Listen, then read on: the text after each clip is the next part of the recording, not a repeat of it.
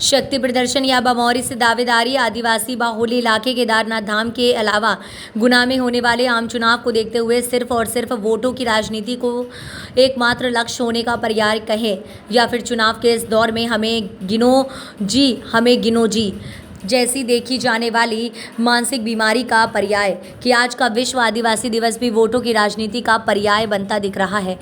हैरत की बात तो यह है कि विश्व आदिवासी दिवस पर आदिवासी समाज बाहुल्य बमौरी इलाके में पहले से प्रस्तावित कार्यक्रम के अलावा आज जिला मुख्यालय पर भी एक आदिवासी समारोह का आयोजन किया जा रहा है, जैसा कि पहले से ही शक्ति प्रदर्शन के रूप में देखा जा रहा है। लेकिन हैरत की बात तो यह है कि इस पूरे मामले में आदिवासियों के बीच काम करने और उनके हित की चिंता करने का दावा करने वाले नेता ही किसी अन्य के हाथों में खेलते दिख रहे हैं। नतीजा गुना में होने वाले कार्यक्रम में पर्दे के पीछे कौन जैसा सवाल राजनीतिक हलकों में चर्चाओं का विषय बना हुआ है। सरकार में और फिर तेजी से विकास प्रारंभ हुआ।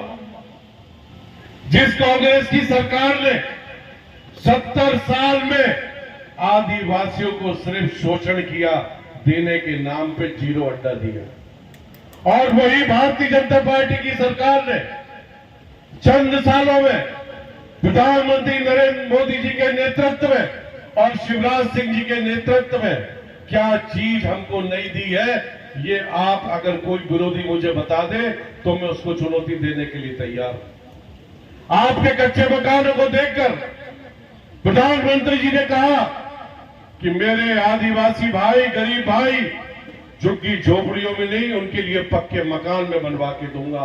तो प्रधानमंत्री आवास योजना पूरे भारत में लागू हुई और मध्य प्रदेश में, क्योंकि ये विभाग का मेरा एक मामला है, 40 लाख आवास हमने मध्य प्रदेश की सरकार के माध्यम से गरीबों को उपलब्ध कराए। संबल योजना हो जो कमलनाथ ने बंद कर दी थी, ये शहरियों को 1000 रुपए जो मिलता था पोषण भार का, ये कमलनाथ जी की सरकार ने बंद कर दिया था।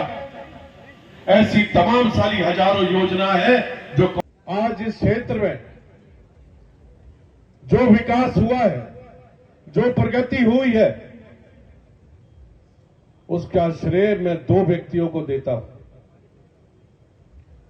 एक पहला परिवार सिंधिया परिवार,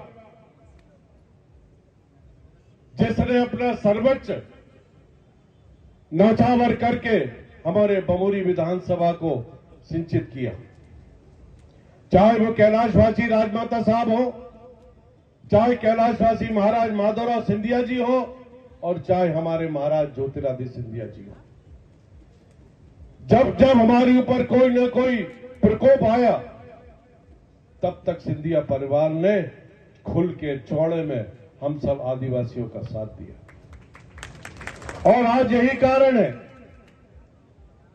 कि आज वन अधिकार के पट्टे और जमीनों की व्यवस्था अगर आदिवासियों को किसी ने दी तो महाराज ज्योतिरादित्य सिंधिया जी ने दी। और आज जब हम लोग भारतीय जनता पार्टी में आ गए और यहां आने के बाद हमने देखा कि ये तो कांग्रेस से 4 गुना परिवार है। इस परिवार में हमको क्या नहीं मिल रहा?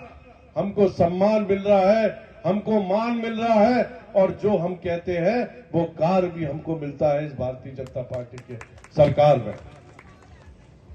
और फिर तेजी से विकास प्रारंभ हुआ।